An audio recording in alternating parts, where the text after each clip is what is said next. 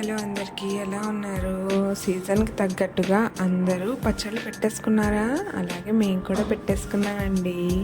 ఆవకాయ పచ్చడి ఎలా పెట్టామో ఆల్రెడీ షార్ట్లో అప్లోడ్ చేశాను.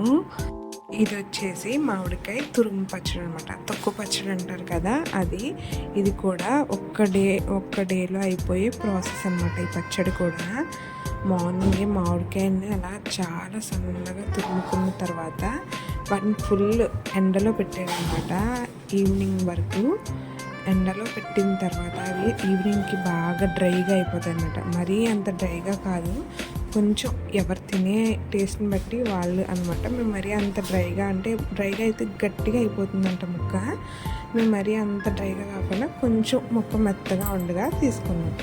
దాంట్లో మమ్మీ ఉప్పు, పసుపు, కారం అన్నీ వేసేసి తను కొలత ప్రకారం వేస్తుంది.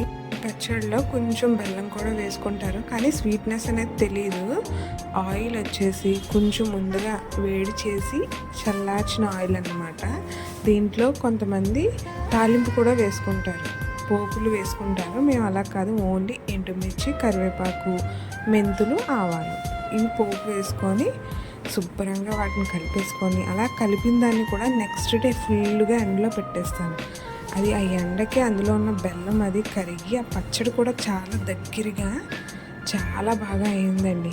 ఓన్లీ ఎండలోనే ఇదంతా ప్రాసెస్. మరి నిజంగా ఎంత బాగుందంటే పచ్చడి సూపర్గా కారంగా నిజంగా అదిరిపోయిందండి. ఇలా పచ్చడి కలిపిన తర్వాత వేడి అన్నం ట్రై చేయకుండా ఉంటామా?